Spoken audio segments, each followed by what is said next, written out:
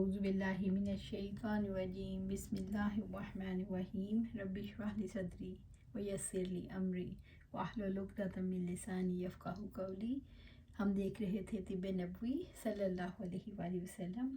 علاج کے خاص طریقے۔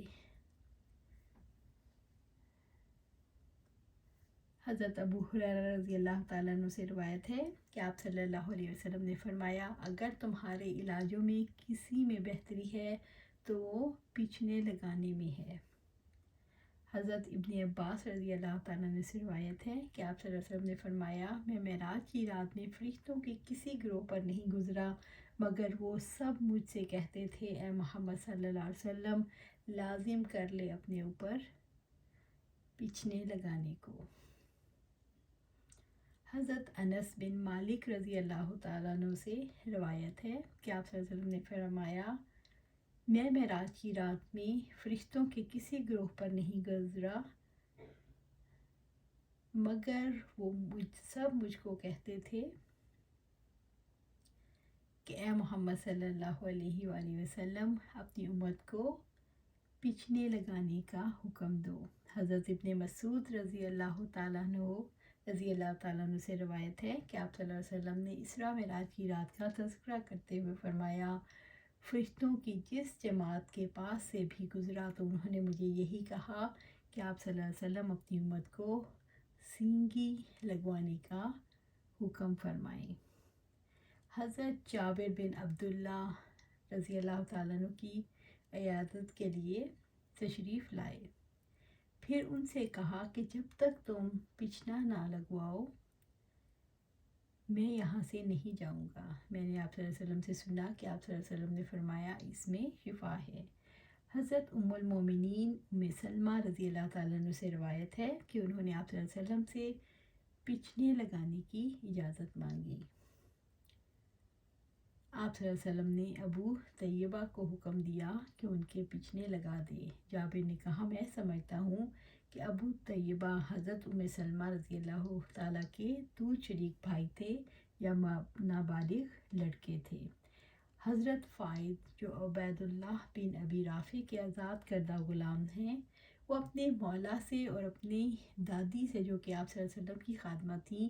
وہ روایت کرتی ہیں، جو بھی شخص اپنے سر درد کی شکایت لے کر آپ صلی اللہ علیہ وسلم کی خدمت میں حاضر ہوتا تو آپ صلی اللہ علیہ وسلم اس کو سینگی لگوانے کے لیے فرماتے تھے، اور جو شخص خدمت نبوی صلی اللہ علیہ وسلم میں پاؤں کی درد کی شکایت لے کر حاضر ہوتا تو آپ صلی اللہ علیہ وسلم اس کو فرماتے،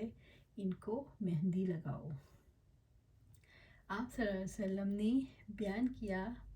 ابن عباس رضی اللہ تعالیٰ عنہ سے روایت ہے کہ آپ صلی اللہ علیہ وسلم نے ایک مرتبہ روزہ کی حالت میں پیچھنا لگوایا۔ حضرت ابن عباس سے روایت ہے کہ آپ صلی اللہ علیہ وسلم نے فرمایا، اچھا ہے وہ بندہ جو پیچھنے لگاتا ہے، پیچھنے لگا کر خون نکال دیتا ہے اور کمر کو ہلکا کر دیتا ہے اور بینائی کو روشن کر دیتا ہے۔ سینگی لگانے اور رگ کاٹنے کی جگہ۔ حضرت عبداللہ سے روایت ہے کہ آپ صلی اللہ علیہ وسلم نے پیچھنے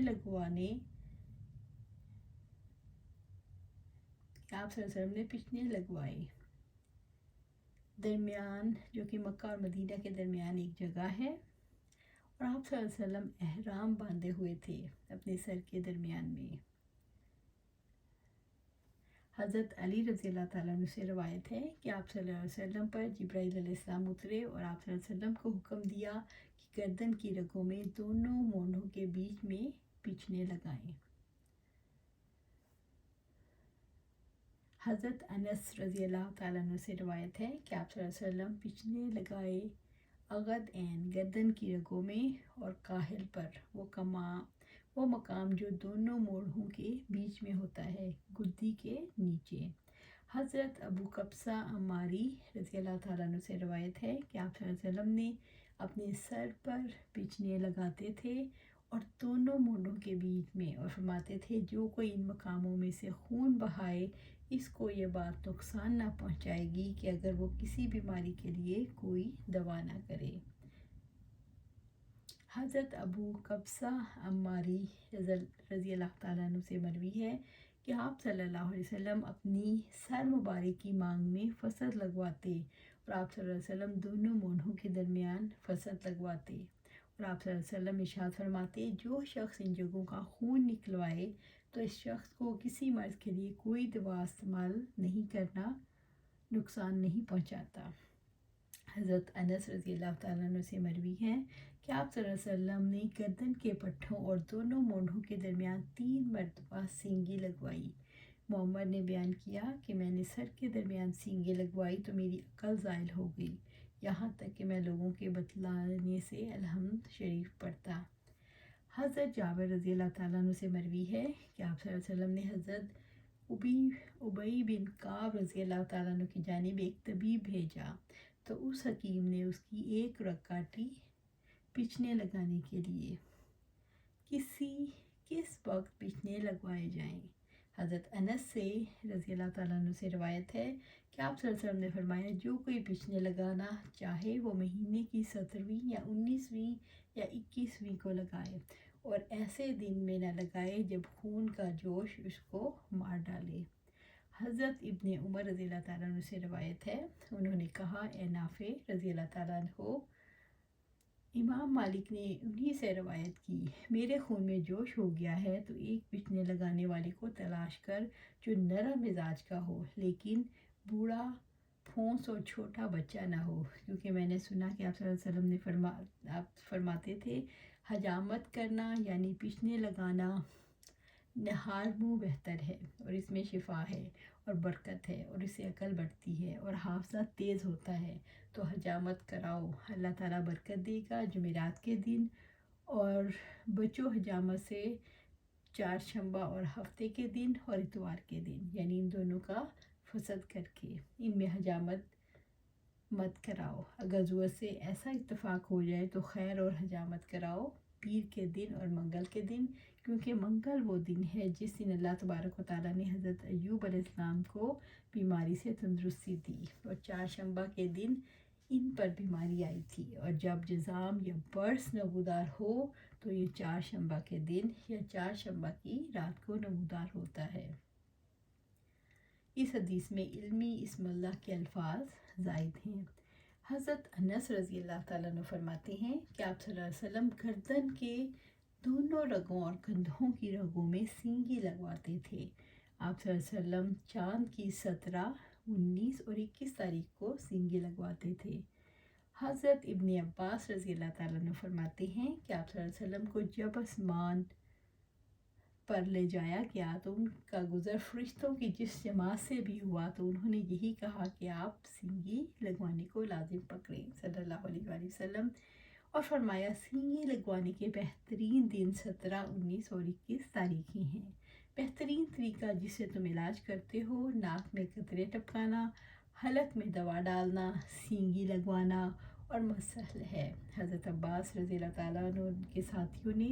آپ صلی اللہ علیہ وسلم کی حلق مبارک کی ایک طرف دوائی ٹپکائی، آپ صلی اللہ علیہ وسلم نے فرمایا مجھے کس نے دوائی پلائی ہے؟ تمام خاموش رہے تو آپ صلی اللہ علیہ وسلم نے فرمایا گھر میں جتنے اصحاب جمع ہے سوائے چچا عباس کے سب کو دوائی ٹپکائی جائے۔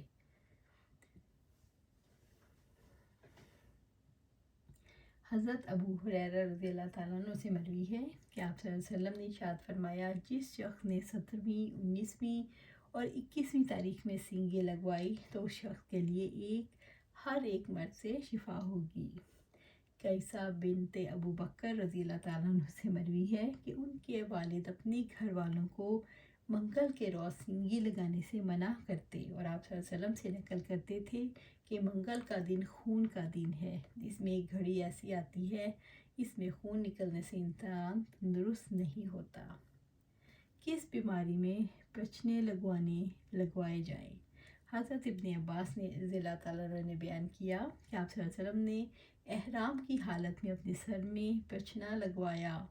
آدھے سر کے درد کی وجہ سے حضرت جابر رضی اللہ تعالیٰ عنہ سے روایت ہے کہ آپ صلی اللہ علیہ وسلم گھوڑے پر سے گرے کھجور کے ایک تنے پر تو آپ صلی اللہ علیہ وسلم کا پاؤں موچ کھا گیا۔ آپ صلی اللہ علیہ وسلم نے پیچھنے لگائے صرف درد کی وجہ سے۔ حضرت جابر رضی اللہ تعالیٰ عنہ سے مروی ہے کہ آپ صلی اللہ علیہ وسلم نے درد کی بنا پر اپنے سر پر سینگی لگوائی، پچھلے لگانے کی اجرت دینا۔ حضرت انس رضی اللہ تعالیٰ عنہ نے بیان کیا، ان سے پچھنا لگوانے والے کی مزدوری کے بارے میں پوچھا تو انہوں نے کہا کہ آپ صلی اللہ علیہ وسلم نے پچھنا لگوایا تھا۔ آپ صلی اللہ علیہ وسلم کو ابو طیبہ نافع یا میسرہ رضی اللہ تعالیٰ عنہ نے پچھنا لگایا تھا۔ آپ صلی اللہ علیہ وسلم نے انہیں 2 سا کھجور مزدوری میں دی تھی، اور آپ صلی اللہ علیہ وسلم نے ان کے مال کو بنو حارثہ سے گفتگو کی تو انہوں نے ان سے وصول کیے جانے والے لگان میں کمی کر دی تھی، اور آپ صلی اللہ علیہ وسلم نے فرمایا خون کے دباؤ کا بہترین علاج جو تم کرتے ہو وہ پچھنے لگوانا ہے، روندہ دوا عود ہندی کا استعمال کرنا، اور فرمایا اپنے بچوں کو ازرا حلق کی بیماری میں ان کا تالود دبا دیا کر تکلیف مت دو بلکہ کس لگایا کرو، اس سے ورم جاتا رہے گا۔ حضرت اکرمہ رضی اللہ تعالیٰ رحمۃ اللہ علیہ فرماتے ہیں کہ ابن عباس رضی اللہ تعالیٰ عنہ کے پاس 3 سینگی لگانے والے لڑکے تھے، ان میں سے 2 ان کے لیے اور ان کے گھر والوں کے لیے کمائی کرتے تھے، اور ایک ان کو اور ان کے گھر والوں کو سینگی لگاتا تھا۔ فرماتے ہیں اور ابن عباس رضی اللہ تعالیٰ نے فرمایا، اللہ کے نبی صلی اللہ علیہ وسلم نے فرمایا، اچھا ہے وہ بندہ جو پچھنے لگاتا ہے، پچھنے لگا کر خون نکال دیتا ہے اور کمر کو ہلکا کر دیتا ہے اور بینائی کو روشن کر دیتا ہے۔ آج ہم یہیں ختم کرتے ہیں، انشاءاللہ پھر ہم دیکھیں گے داغ دینا۔ انشاءاللہ اللہ سبحانہ تعالیٰ سے دعا ہے کہ ہم قرآن و سنت پر عمل کریں اور اس پر ہمیشہ چلتے رہیں جب تک ہماری جان میں جان ہے، جب تک زندگی ہے۔ اللہ سبحانہ تعالیٰ ہمیں صراط مستقیم پر چلتا رکھے اور اس پہ استقامت عطا فرمائے، آمین یا رب العالمین۔